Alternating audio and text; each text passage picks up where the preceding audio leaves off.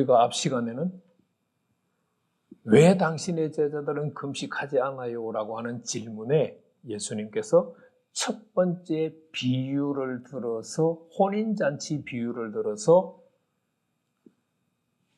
신랑하고 그들이 같이 있어.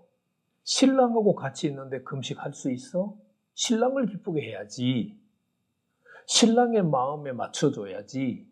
라는 답변을 하시면서 예수님이 자기 자신이 신랑이라는 것을 밝혔어요.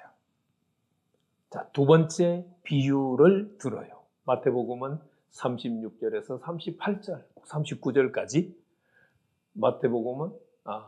누가복음은 5장 36절에서 39절까지, 마태복음은 9장 16절에서 17절, 마가복음은 2장 21절에서 22절에 비유의 내용이 두 가지 나와요. 첫 번째는 새 옷과 낡은 옷에 대한 비유가 나요. 누가복음은 새 옷과 낡은 옷이에요. 마태복음과 마가복음은 생배 조각과 낡은 옷이에요. 누가복음은 새 옷이라고 표현을 했기 때문에 새 옷을 낡은 옷에, 헤어진 낡은 옷에 붙이려면 어떻게 해야 돼요? 새 옷을 잘라야죠.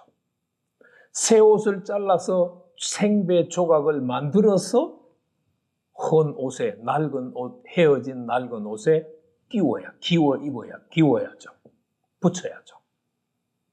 그러나 마태복음과 마가복음은 새 옷이라는 표현을 하지 않고 아예 새로 짠 천 조각이 있는데 그 생배 조각을 낡은 옷에 붙일 거야?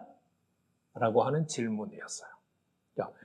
생배 조각이라고 하는 말은 날줄과 씨줄이 살아있어서 튼튼한 옷이라는 말이에요. 찢어지지 않는 옷이라는 말이에요.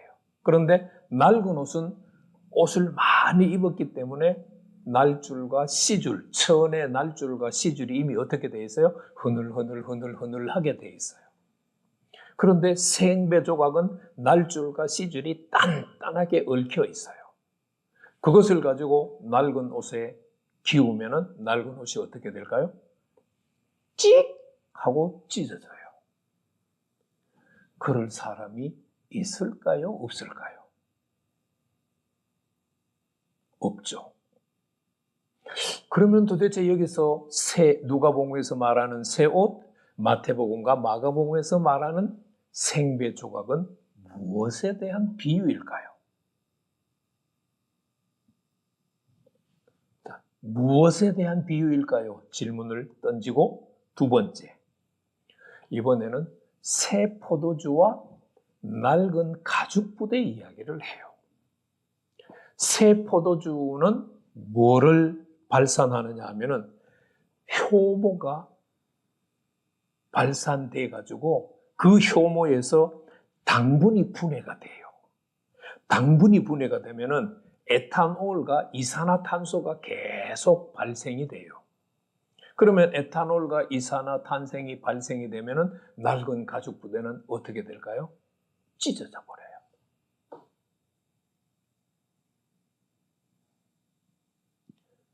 자, 새 포도주를 낡은 가죽 부대에 부을 사람이 없어. 왜? 사람들이 새 포도주를 낡은 가죽 부대에 부어보니까 낡은 가죽 부대는 다 찢어졌어. 그러니까 새 포도주는 낡은 가죽 부대에 넣을 사람이 없고 새 포도주는 새 부대에만 넣어야 돼. 예수님께서 비유로 말씀하시면서 생배 조각과 낡은 옷, 새 포도주와 낡은 가죽 부대라는 비유를 들었어요. 그러면 생배 조각은 뭐고, 새 포도주는 뭐고, 낡은 옷은 무엇에 대한 비유이고, 낡은 가죽 부대는 뭐에 대한 비유일까? 마태복음과 마가복음을 보면 해석을 쉽게 할 수가 없어요. 그런데 누가복음 39절을 딱 보면은 우리가 생배 조각이 뭐고 새 포도주가 뭐고 낡은 옷이 뭐고 낡은 가죽 부대가 무엇인지를 알 수 있는 힌트가 들어있어요. 누가복음 5장 39절 말씀을 한번 보세요. 묵은 포도주를 마시고 새 것을 원하는 자가 없다. 그래서 지금 묵은 포도주와 새 포도주를 지금 이야기를 하고 있어요. 묵은 포도주를 먹은 사람들은 새 포도주를 달라고 안 해. 그럼 여기서 묵은 포도주는 누구의 무엇을 이야기하고 있을까요? 예수님 오시기 전에 활동한 사람들을 이야기하고 있어요. 그 사람들이 누굴까요? 네. 누가복음에서 질문을 했던 바리새인과 서기관들을 말해요. 바리새인과 서기관들의 가르침은 낡은 옷에 해당하고 낡은 가죽 부대에 해당해요. 새 포도주, 새 것은 예수님의 가르치심을 말해요. 그러니까 생배 조각과 새 포도주는 예수님의 가르침을 말해요. 예수님의 가르침이 바리새인과 서기관들의 가르침에 들어가게 되면 어떻게 될까요? 바리새인과 서기관들의 가르침이 다 깨지겠죠. 그런데 정반대로 바리새인과 서기관들의 가르침을 받은 사람들, 세례 요한의 제자들의 가르침을 받은 사람들은 예수님의 가르침을 받아들일까요? 안 받아들일까요? 안 받아들이죠. 그런데 오늘 이 두 번째 비유를 하게 된 동기가 뭐라고요? 왜 당신의 제자들은 금식하지 않나요? 라고 하는 질문에 답변하는 첫 번째 비유는 혼인잔치 비유. 두 번째 비유는 예수님의 가르치심에 대한 비유예요. 예수님의 가르침은 새로운 가르침이에요. 바리새인과 서기관들의 가르침과는 전혀 다른 가르침이에요. 먼저 바리새인과 서기관들에게 배운 것으로 예수님의 가르침을 대하면 아무도 받아들일 수가 없어요. 예수님의 가르침을 받아들이기 위해서는 나는 뭐가 돼야 돼요? 새 생배 조각이 돼야 되고 새 가죽 부대가 돼야 돼요. 그래서 새 포도주, 새 가르침은 어디에만 넣을 수 있어요? 새 가죽 부대에만 넣을 수 있어요. 새로운 예수님의 가르침은 새로운 마음을 준비한 사람들만 받아들일 수가 있어요. 그러면 왜 당신의 제자들은 금식하지 않나요? 라고 하는 질문을 왜 했다고요? 제자들과 세리 레위와 죄인들과 또 다른 세리들은 예수님의 가르침을 받아들이기 위해서 새로운 마음을 준비한 사람들이에요. 그냥 쉽게 표현하면 그 사람들은 구원받은 사람들이에요. 구원받은 사람들은 예수님의 가르침에 귀담아 듣고 귀를 기울여요. 하나라도 더 배우려고 힘쓰고 애써요.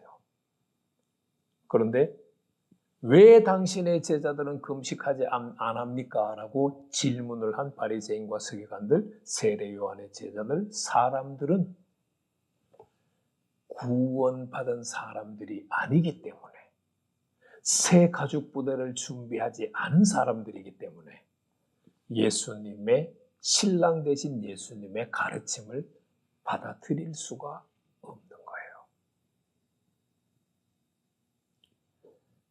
말씀을 정리하면요. 예수님께서 제자들과 세리와 죄인들과 함께하는 행동이 천국 잔치를 베풀어서 천국의 교육을 하고 있는 것을 깨닫지 못하면 왜 당신의 제자들은 금식하지 않습니까? 라고 하는 질문을 할 수밖에 없어요. 우리는 예수님께서 혼인잔치의 신랑이라는 것을 알아야 돼요. 그리고 구원받은 사람들은 예수님의 가르침을 받아들였기 때문에 구원을 받았어요. 구원받은 사람들은 예수님의 가르침에 더 귀를 기울이는 사람들이에요. 어떠세요?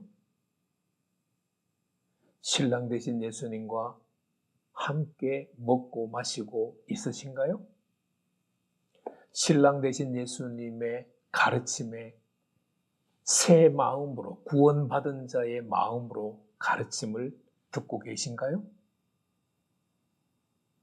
그렇다면 여러분들은 성공할 사람들입니다. 그런데 내가 신랑 되신 예수님과 함께 있다고 하는 사실을 깨닫지 못한다면 예수님의 새로운 가르침을 받아들이지 구원을 받았다고 하는데 예수님의 새로운 가르침을 받아들일 수 없는 사람이라면 성공이 아니라 실패하게 되겠죠. 신랑 되신 예수님과 함께 항상 함께 계시고 그분으로부터 배울 수 있기를 축복합니다. 예수님의 가르침은 새로운 가르침이에요. 실제로 복음서와 서신들은 구약 성경에 대한 새로운 해석이에요. 바리새인과 서기관들이 해석한 것은 낡은 해석이고요. 예수님은 새로운 해석을 하고 있어요. 새로운 해석은 어떤 마음으로만 받아들일 수 있다? 새 가죽 부대가 되고 새 천이 되어야만 받아들일 수 있어요. 우리의 낡은 마음을 기경하셔서 30배, 60배, 100배를 맺을 수 있는 마음으로 기경하셔서 예수님의 새로운 가르침을 배워서 스폰지가 물을 빨아듯이 빨아들여서 말씀대로 역사가 일어나고 열매를 맺는 성도가 되시기를 축복합니다.